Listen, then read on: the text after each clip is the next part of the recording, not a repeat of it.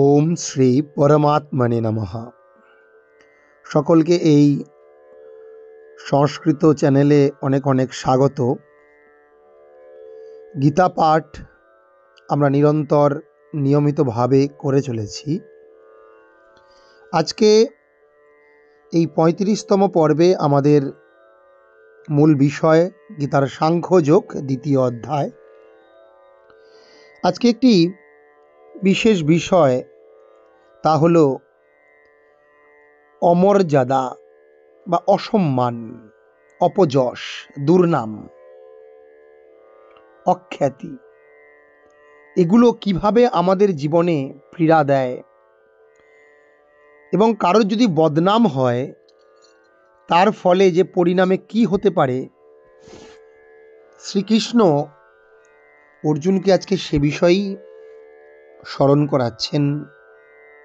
শ্রীকৃষ্ণ অর্জুনকে বলছেন, হে অর্জুন, তুমি যদি যুদ্ধ না করো তাহলে সবচেয়ে ভয়ঙ্কর যেটা হবে, তুমি তো তোমার স্বধর্মকে ত্যাগ করবেই।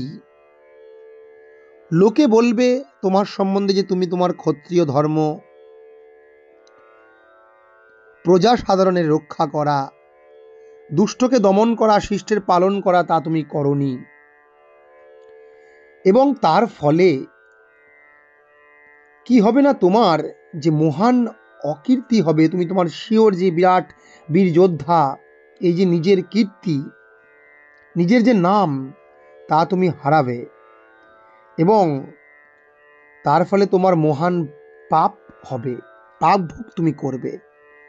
শুধু তাই নয়, আরো তিনি বলছেন কি না, অকীর্তিম চাপি ভূতানি কথয়িষ্যন্তি তে বয়াম সম্ভাবিতস্য চাকীর্তিম মরণাদ অতিরিচ্যতে।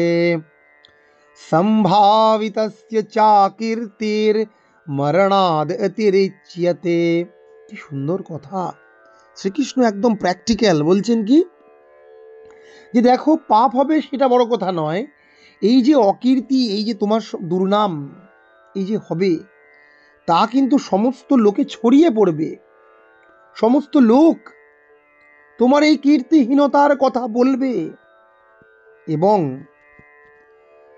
যে কোনো মর্যাদাবান লোকের পক্ষে কিন্তু এই ধরনের যে অপবাদ, এই ধরনের যে অসম্মান, অমর্যাদা, তা কিন্তু মৃত্যু অপেক্ষাও অত্যন্ত ক্ষতিকর। এই অমর্যাদা অত্যন্ত লজ্জাজনক। এই অমর্যাদা কৃত্তির মরণাদ অতিরিচ্ছাতে, মানে মরণের থেকেও কিন্তু খারাপ। তুমি যুদ্ধক্ষেত্রে মরে যাও তাও ভালো, কারণ তার ফলে তোমার কি হবে না, সেটাও তিনি আবার ৩৫ নম্বর শ্লোকে বলছেন নাকি, ভয়াদ্রাণাদ উপরতম মংস্যন্তে ত্বাম মহারথাঃ येषां च त्वं बहुमतो ভূত্বা ইয়াস্যসি লাঘবম।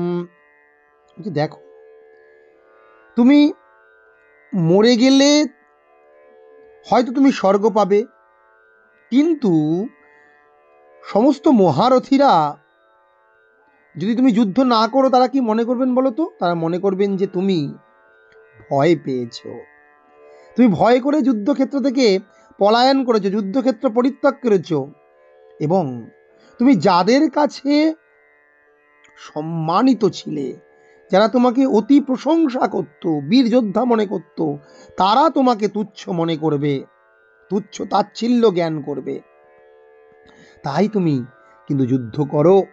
এই অকীর্তিম, যা লোকে কথয়িষ্যন্তি, সমস্ত প্রাণীগণ বলবে, তা কিন্তু তে অব্যয়াম, নিরন্তর, শুধু এ যুগে নয়, যুগ যুগান্তরে অর্জুনের এই অকীর্তি কিন্তু লোকে প্রচারিত হতে থাকবে। সত্যি খুব খারাপ এবং এই অকীর্তি কিন্তু মরণের থেকেও ভয়ঙ্কর। এবং এই অকীর্তি তোমাকে ভীতু কাপুরুষ বলে সমাজের কাছে প্রতিপন্ন করবে। যারা তোমাকে ভালো মনে করতো তারাও মনে করবে না, এবং শুধু তাই নয়, অবাচ্যবাদাংশ্চ বহুন্য উদিষ্যন্তি তবাহিতাহ। বলছে কি, অবাচ্যবাদাংশ্চ বহুনি উদিষ্যন্তি তবাহিতাহ নিন্দন্তস্তব সামর্থ্যম ততো দুঃখতরম নুকিম। তোমার শত্রুরা তোমার সামর্থ্যের নিন্দা করে বহু অকথ্য কথা তোমার সম্বন্ধে বলবে। অবাচ্যবাদাং, যে কথা বলা উচিত নয়, এরকম অনেক খারাপ খারাপ খারাপ কথা, বহুনি উদিষ্যন্তি, অনেক খারাপ খারাপ কথা, বহুনি কথা, কিম বাক্যানি বহুনি বচনানি, তারা কিন্তু বলবে তোমার, যা তোমার পক্ষে অত্যন্ত ক্ষতিকর, তব অহিতা, তোমার পক্ষে যা অত্যন্ত অকল্যাণকর হবে। এবং নিন্দন্তস্তব, তোমার নিন্দা করতে করতে তোমার সামর্থ্যের এমন নিন্দা করবে, তার থেকে দুঃখতর আর পৃথিবীতে কি হতে পারে। একজন ক্ষত্রিয় বীরের পক্ষে তুমি সেটা কোনো মতেই বুঝতে পারছো না বলে 37 নম্বর শ্লোকে কি বলছেন, হতো বা প্রাপ্স্যসি স্বর্গম জিত্বা বা ভক্ষ্যসে মহিম।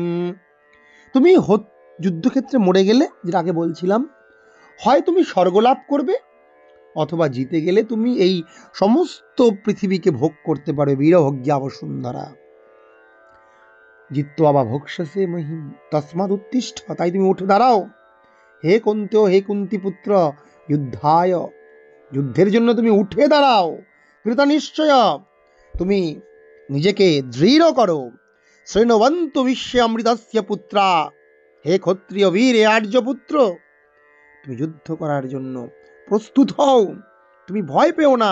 যা তোমাকে সাংখ্যযোগের শুরুতেই আমি শ্রীকৃষ্ণ বলেছি, ক্লৈব্যাম মাসমগম পার্থ নৈতত্বয়ুপপাদ্যতে, এই ক্লীবতা, এই দুর্বলতা, এই কাপুরুষতা তোমার সাজে না।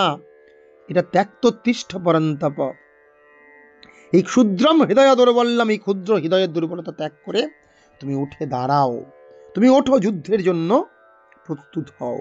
এখানেও ঠিক তাই বলছেন, তস্মাদ উত্তিষ্ঠ কুন্তেয়, হে কুন্তি পুত্র, তাই তুমি যুদ্ধের জন্য, যুদ্ধায়, যুদ্ধের জন্য উঠে দাঁড়াও। কৃত নিশ্চয়, তুমি মানসিকভাবে দৃঢ় হও, মানসিকভাবে নিশ্চিত হও। আজকে আমরা এই 35 নম্বর পর্বে 34 নম্বর শ্লোক থেকে 37 নম্বর শ্লোক, এই 4টি শ্লোকের তাৎপর্য জানলাম, যেখানে একজন ক্ষত্রিয় বীরের পক্ষে নিন্দা কতটা অপমানজনক, অমর্যাদা কতটা ক্ষতিকর, তার অমর্যাদা তার মৃত্যুর থেকেও তার কতটা দুঃখজনক, এটাই আছে কিন্তু আমরা এই শ্লোক থেকে জানলাম, যা আমাদের জীবনে অত্যন্ত প্রাসঙ্গিক। তাই সবসময় আমাদের কাজকর্ম করা উচিত আমাদের মান সম্মানকে, আমাদের মর্যাদাকে লঙ্ঘন না করে, মর্যাদাকে রক্ষা করেই কিন্তু আমাদের যে কোনো কর্ম করা উচিত। সকলকে নমস্কার। আপনারা এইভাবে গীতা পাঠ রোজ শুনতে থাকুন এবং অবশ্যই আমার এই চ্যানেলটি আপনারা দেখুন, বেশি বেশি করে শেয়ার করুন, যাতে এই সনাতন ভাবনা, গীতার এই আদর্শ, এই গীতার এই জীবনমুখী চিন্তা আমরা আমাদের প্রত্যেকের জীবনে বাস্তবায়িত করতে পারি, প্রত্যেকের জীবনে কাজে লাগাতে পারি। তার জন্য এই সংস্কৃত চ্যানেলের পাশে থাকুন। সকলকে অনেক অনেক নমস্কার, ধন্যবাদ।